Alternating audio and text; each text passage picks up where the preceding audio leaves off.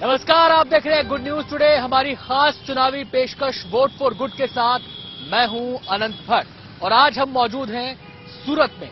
आपको बता दें कि सूरत भी उन विधानसभा क्षेत्रों में से एक है जहां कल वोट डाले जाने हैं पहले चरण के। दो तस्वीरें अब आपको हम सबसे पहले दिखाते हैं। इन तस्वीरों के जरिए हम आपको बताएंगे कि कैसे फर्स्ट फेज की वोटिंग की तैयारियां पूरी हो गई हैं और दूसरे फेज का जो चुनावी प्रचार है वो अपने चरम पर पहुंच चुका है। आपको बताएं कि फर्स्ट फेज में यानी कि कल 89 सीटों पर गुजरात के 19 जिलों की 89 सीटों पर कल वोटिंग होनी है। ये जो दो क्षेत्र हैं जहां पर कल वोट पड़ने हैं वो एक है दक्षिण गुजरात का, दूसरा है कच्छ और सौराष्ट्र का। कच्छ और सौराष्ट्र के रीजन में 54 सीटें आती हैं, वहीं दक्षिण गुजरात में 35 सीटें आती हैं। तो ये पूरा लेखा जोखा है इन सीटों का। आपको बता दें कि कुल 788 उम्मीदवारों की किस्मत कल ईवीएम में बंद हो जाएगी। 2,39,00,000 मतदाता उनकी किस्मत का फैसला कल ईवीएम में बंद कर देंगे। ये तो बात हुई पहले चरण की। अब बात कर लेते हैं दूसरे चरण की, जिसके लिए वोटिंग 5 तारीख को होनी है और यहां भी चुनाव प्रचार खत्म होने का समय नजदीक आ रहा है। ऐसे में इस आखिरी लेग के प्रचार में पार्टियों ने अपनी पूरी ताकत झोंक दी है। आज बीजेपी की तरफ से केंद्रीय रक्षा मंत्री राजनाथ सिंह घर घर पहुंचे अहमदाबाद में चुनाव प्रचार करने के लिए। वहीं आम आदमी पार्टी और कांग्रेस ने भी दूसरे चरण के प्रचार में पूरी ताकत झोंक दी है। जहां तक दूसरे चरण की बात है तो आपको बताएं कि दूसरे चरण में 93 सीटों पर मतदान होना है। 14 जिलों की 93 सीटें हैं। कुल 182 सीटें गुजरात विधानसभा में आती हैं, जिसके नतीजे 8 तारीख को आएंगे। अब बात पहले चरण की कर लेते हैं। पहले चरण के लिए जो तैयारियां की गई हैं उसके बारे में आइए देखते हैं क्या कहना है चुनाव आयोग का।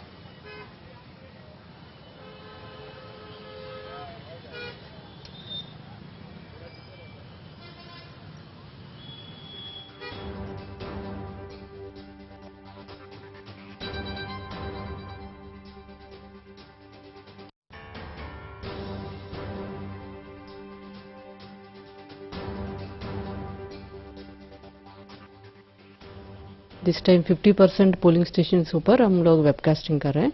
उसका भी हम एजेंसी नक्की किया है, उसका भी तैयारी हो रही है और इसका मॉनिटरिंग के लिए इधर सीईओ लेवल पे और डीईओ कलेक्टर्स के लेवल पे भी कंट्रोल रूम हम रखा है। इसका डेडिकेटेड स्टाफ रहेगा और कंटिन्यूसली हम मॉनिटरिंग करते रहेंगे और सभी ट्रेनिंग भी हो चुका है एंड सीएपीएफ पैरामिलिट्री फोर्सेस भी आ चुका है। तो आपने पहले चरण की तैयारियों के बारे में जान लिया। अब जरा बात दूसरे चरण की एक सीट की कर लेते हैं, एक विधानसभा क्षेत्र की कर लेते हैं और ये विधानसभा क्षेत्र है वडोदरा का। जी हां, यहां पर वोटिंग बढ़ाने के लिए एक युवा वडोदरा का यूथ आइकॉन साइकिल पर तपस्या कर रहा है। वो भी 2 पहिए की नहीं, 1 पहिए की साइकिल, जिसे इंग्लिश में यूनिसाइकिल कहा जाता है। दरअसल जिला प्रशासन ने इस युवा को अपना ब्रांड एम्बेसडर बनाया है वोटिंग जागरूकता अभियान का। अब ये युवा अपनी 1 पहिए की साइकिल पर अलग अलग इलाकों में निकलता है, खासकर उन इलाकों में जहां वोटिंग परसेंटेज कम रहा था। लोगों को जागरूक करता है, अपील करता है और कहता है कि 5 तारीख को वोट देने जरूर आना। इसके अलावा और क्या क्या प्रयास किए जा रहे हैं वडोदरा के अलग अलग हिस्सों में वोटिंग को बढ़ाने के लिए, इस रिपोर्ट के जरिए जानिए।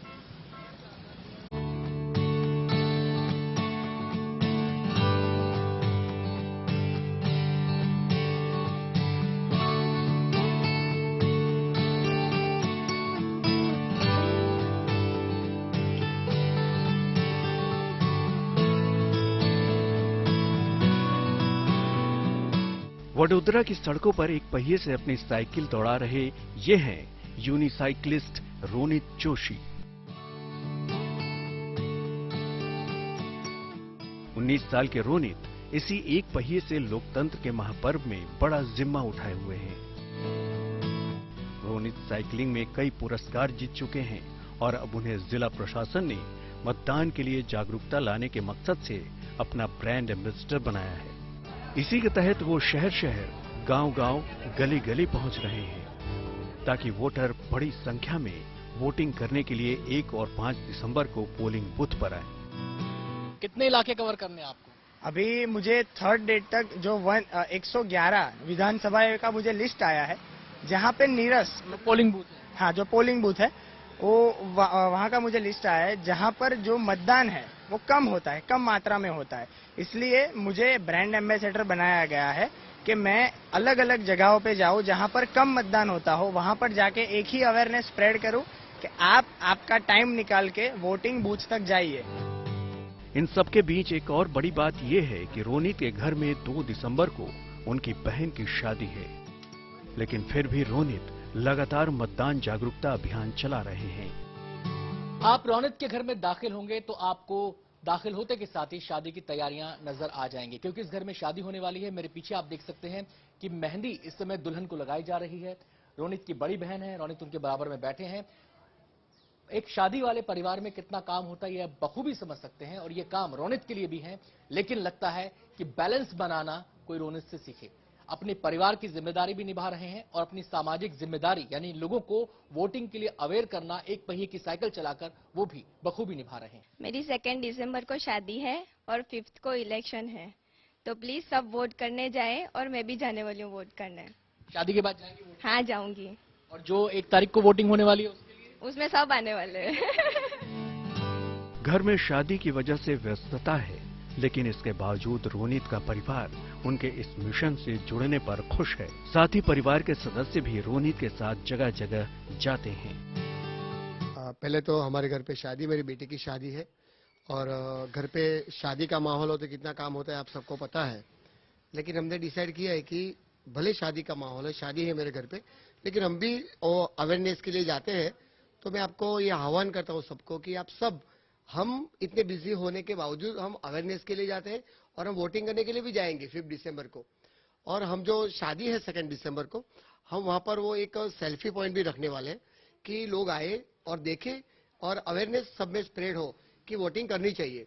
तो मैं आप सबसे आह्वान करता हूं कि इतने बिजी शेड्यूल के बावजूद भी हम वोटिंग करने वाले हैं, तो आप भी वोटिंग करने के लिए 5 दिसंबर को जरूर जाए। हम सब जुड़े हैं। हाँ, मैं रोनित के फादर, हम सब लोग जाते हैं अवेयरनेस कैंपेन के लिए, सबको जागरूक करने के लिए कि प्लीज वोट करिए, प्लीज वोट करिए। तो हमारे लिए तो कंपलसरी ही है कि हम भी वोट करें। अवेयरनेस जो जनरेट कर ही रहे हैं तो उसके हिसाब से हम तो बोलेंगे ही सभी को, जैसे सेल्फी पॉइंट भी बनाने वाले हैं, सब गेस्ट को भी कहेंगे, वो तो करेंगे ही। और नए दूल्हा दुल्हन भी शादी के बाद तुरंत जाएंगे वोट करने के लिए। तो ये हम सबकी अपील रहेगी कि प्लीज वोट करिए, प्लीज। इस अभियान के लिए उन्हें लोगों का भी अच्छा रिस्पांस मिल रहा है। रोनित का कहना है कि अमूमन वोटिंग के दिन छुट्टी पर जाने वाले लोग भी मतदान का वादा कर रहे हैं। रोनित हमारे साथ हैं, साइकिल से कैंपेनिंग कर रहे हैं वोटिंग बढ़ाने के लिए। कैसा चल रहा है आपका कैंपेन? बहुत जोरों से चल रहा है। 3 दिन हो गए मुझे इस वोटिंग कैंपेन को, और मैं अलग अलग विधानसभाओं में जाके एक ही अवेयरनेस फैला रहा हूँ, जितना हो सके उतना वोट कीजिए। जो हमारा यहाँ पे इलेक्शन अभी चल रहा है, जो अभी वोटिंग आ रहा है 1 और 5 डेट को, जितना हो सके उतना आप जाए वोटिंग बूथ तक और अपना एक कीमती जो मत है वो दीजिए। जिला प्रशासन ने रोनित की तरह ही इलाके के कई यूथ आइकन को मतदान जागरूकता अभियान से जोड़ा है। प्रशासन को उम्मीद है कि लोग बड़ी संख्या में वोट करने के लिए घरों से बाहर निकलेंगे। इसके लिए हमने युवा मतदाताओं को प्रोत्साहित करने के लिए यूथ आइकॉन्स जो भी है हमारे जिले में, जैसे रौनक है, ये 1 पहिए की साइकिल पे चलाता है, हमारे स्पोर्ट्स पर्सन्स है लोकल, हमारे सिंगर्स है, हमारे युवा सोशल ग्रुप जो हमारे नाट्य संस्था से जुड़े हुए लोग हैं। यहाँ पे MS यूनिवर्सिटी और दूसरी यूनिवर्सिटियों के जो स्कूल ऑफ सोशल स्टडीज के बच्चे हैं, स्कूल ऑफ परफॉर्मिंग आर्ट्स के बच्चे हैं, वो कुछ जगह पे जाके शेरी नाटक करते हैं। क्लिपिंग्स छोटी छोटी हम वीडियो क्लिपिंग्स बना के अवेयरनेस के लिए बोलते हैं। इसके अलावा प्रशासन वडोदरा में बच्चों के साथ जागरूकता रैली और रंगोली कार्यक्रमों का भी आयोजन कर रहा है, ताकि एक भी वोटर न छूटे। जैसा बैलेंस आपने बना के रखा है, उम्मीद करते हैं वैसा ही बैलेंस लोग भी बना के रखेंगे, क्योंकि जो वोटिंग के दिन पड़ रहे हैं उन दिनों में शादी का भी सीजन है, बहुत सारी शादियां होनी है। नेताओं को भी चिंता है कि कहीं शादी वोटिंग परसेंटेज को घटा ना दे। लेकिन रोनित जैसे जो एफर्ट हैं, कोशिशें हैं, प्रयास हैं, हमें उम्मीद करनी चाहिए कि इनका असर नजर आएगा, एक सकारात्मक असर नजर आएगा और एक अच्छा वोटिंग प्रतिशत देखने को मिलेगा। कैमरामैन मदन प्रसाद के साथ Anant Bhatt, good news today, Vadodara. तो देखिए, एक चुनावी दंगल गुजरात में चल रहा है और एक चुनावी लड़ाई दिल्ली में भी जारी है। जी हां, हम बात कर रहे हैं एमसीडी चुनाव की, जिसके लिए तमाम पॉलिटिकल पार्टीज ने दमखम लगाया हुआ है और इस बार मुकाबला त्रिकोणीय दिखाई दे रहा है। एक तरफ आम आदमी पार्टी है, दूसरी तरफ बीजेपी है और तीसरी तरफ कांग्रेस है। तो तीन तस्वीरें एमसीडी चुनाव से जुड़ी आपको दिखाते हैं कि किस तरीके से प्रचार में ताकत झोंक रहे हैं, चाहे वो बीजेपी के नेता हों, चाहे वो कांग्रेस के नेता हों, चाहे वो आम आदमी पार्टी के नेता हों। आपको बताया कि अरविंद केजरीवाल लगातार प्रचार कर रहे हैं। अरविंद केजरीवाल ने डोर टू डोर प्रचार के अलावा रोड शो भी किया और एक खास तस्वीर भी देखने को मिली और वो तस्वीर सामने आई लाजपत नगर के वार्ड नंबर 144 से, जहां बीजेपी प्रत्याशी अर्जुन पाल सिंह मारवा ने हनुमान चालीसा के पाठ में वो शामिल हुए। उधर कांग्रेस भी लगातार राजधानी में अपने प्रचार अभियान को धार दे रही है और तीनों ही पार्टियां अपनी अपनी जीत का दावा कर रही हैं।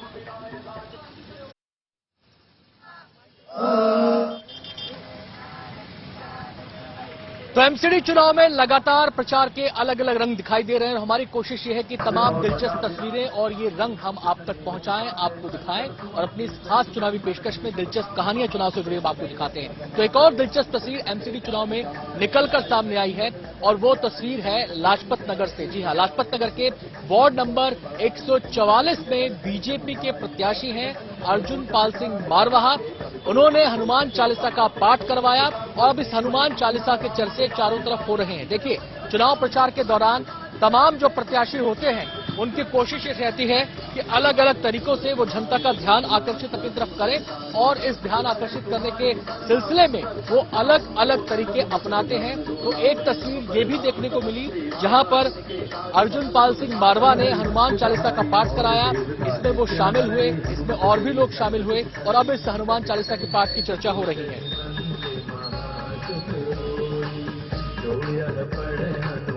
पाल सिंह जी हमारे साथ मौजूद हैं।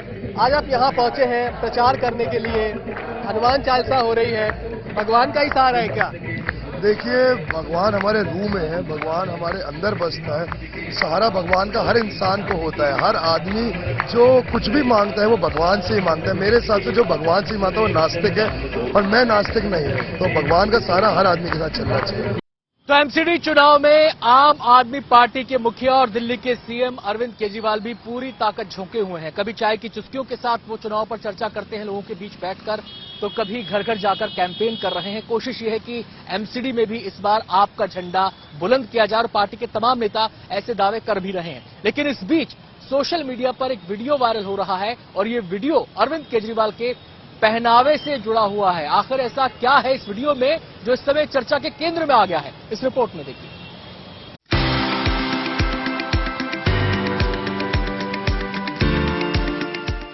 दिल्ली के सीएम अरविंद केजरीवाल की मफलर के साथ ये तस्वीरें काफी चर्चा में रही है।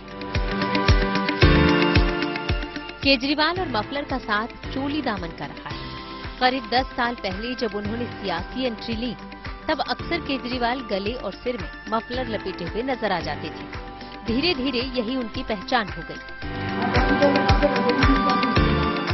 केजरीवाल सर्दियों में ठंड से बचने के लिए इसी तरह के मफलर का इस्तेमाल करते हैं।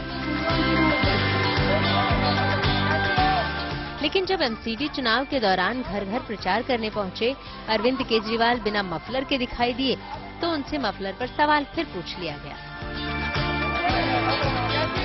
एक महिला ने केजरीवाल से गली में जाते समय पूछा कि क्या आपने मफलर नहीं पहना है? आपने मफलर भी नहीं पहना है। आपने मफलर भी नहीं पहना है। कैसी हो? इस बातचीत की शुरुआत में सबसे पहले केजरीवाल ने इस महिला से उनका हाल पूछा। कैसी हो? आप कैसे हो? मैं बहुत अच्छा हूँ। इसके बाद महिला ने पूछा कि आपने मफलर नहीं पहना है, तो केजरीवाल ने हंसते हुए जवाब दिया कि अभी ठंड नहीं आई। आपने मफलर भी नहीं पहना। अभी ठंड नहीं आई। इसी बातचीत के दौरान वहां लोगों की भी काफी भीड़ थी और केजरीवाल के सुरक्षाकर्मी भी मौजूद थे। फिर महिला ने केजरीवाल के साथ सेल्फी की गुजारिश की, तो केजरीवाल ने खुद ही सेल्फी खींच दी। मैं लेता हूँ। बेटा घर ले लीजिए।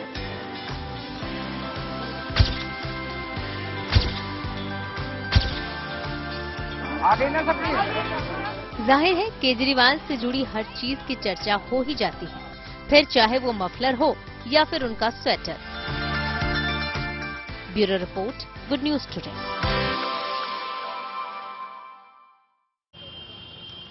देखिए, जब चुनाव आता है तो जनता के बीच नेता जाते हैं और ये कहते हैं कि जनता मन बना चुकी है, उनके फेवर में आ चुकी है और वो जीत का झंडा बुलंद करने वाले हैं। लेकिन जनता बड़ी समझदार है, वो अपने पत्ते आखिर तक नहीं खोलती और हम उनके मन को टटोलते हैं, ये जानने की कोशिश करते हैं कि इस चुनाव में वो किन मुद्दों को अहमियत दे रहे हैं, किन नेताओं को वो तरजीह दे रहे हैं, किस पार्टी पर वो ध्यान लगाए हुए हैं, किस पार्टी के वादों पर वो गौर फरमा रहे हैं। और इस कोशिश में लगातार हम दिल्ली के अलग अलग इलाकों में पहुंच रहे हैं। हमारे संवाददाता अभिषेक राजेंद्र नगर पहुंचे, वहां पर लोगों से बातचीत की, उनका मन टटोलने की कोशिश की। देखिए क्या निकलकर सामने आया। अब हम दिल्ली के राजेंद्र नगर में आ गए। राजेंद्र नगर भी न्यू दिल्ली लोकसभा में आता है, जिसकी सांसद मीनाक्षी लेखी हैं। इस इलाके में जो चुनाव होने वाला है, एमसीडी का चुनाव, हालांकि तो चुनाव तो पूरे दिल्ली में है, तो राजेंद्र नगर में हम लोगों से जानने के लिए आए हैं कि आखिर यहाँ पे क्या माहौल है, किसके पक्ष में लोग जाने वाले हैं। क्या आम आदमी पार्टी भारतीय जनता पार्टी को टक्कर दे पाएगी या फिर कांग्रेस कुछ बड़ा खेल करने वाली है? आपको क्या लग रहा है, आप लोगों को क्या लगता है कि इस बार के चुनाव में जो चुनाव होने वाला है एमसीडी का, उसमें बीजेपी तो एमसीडी पे अभी काबिज है, तो आगे रहेगी या फिर केजरीवाल डेंट करने वाले हैं या कांग्रेस? सर कह नहीं सकते, देखो बीजेपी भी आ सकती है और आप पार्टी भी आ सकती है। अच्छा, मेरा सवाल आपसे दूसरा कि राजेंद्र नगर है ये, ठीक है, भारत के राष्ट्रपति राजेंद्र प्रसाद, उनके नाम पे राजेंद्र नगर पड़ा। बिल्कुल। साफ सफाई होती है यहाँ पे? हाँ, साफ सफाई तो होती है। साफ सफाई होती है? बिल्कुल, साफ सफाई तो मेंटेन रखा है। साफ सफाई तो अच्छी होती है। साफ सफाई अच्छी है। काउंसलर का नाम मालूम है? काउंसलर, हाँ ठीक है। अगर साफ सफाई हो रही है तो जीतने वाला कौन है? कोई भी जीत सकता है, क्या बीजेपी जीत सकता है, क्या केजरीवाल भी जीत सकता है। जो काम करेगा वो अच्छी जीतेगा। मतलब वोटर क्या लग रहा है, कंफ्यूज है क्या दोनों के बीच में? ये भैया कंफ्यूज तो है ही। पता चल रहा है आपको, कुछ पता चल रहा है? बिल्कुल आम आदमी पार्टी जीतेगी। आम आदमी पार्टी? आम आदमी पार्टी जीतेगी। आम आदमी पार्टी पहले भी जीती, अभी भी। आम आदमी पार्टी काम कर रहा है, अच्छे अजीत कर रहा है, जीतेगा वही। आम आदमी पार्टी विधानसभा में जीता था। मैं एमसीडी में भी हम जीतेगा जी, एमसीडी में भी आम आदमी पार्टी। वोट फॉर गुड में आज इतना ही।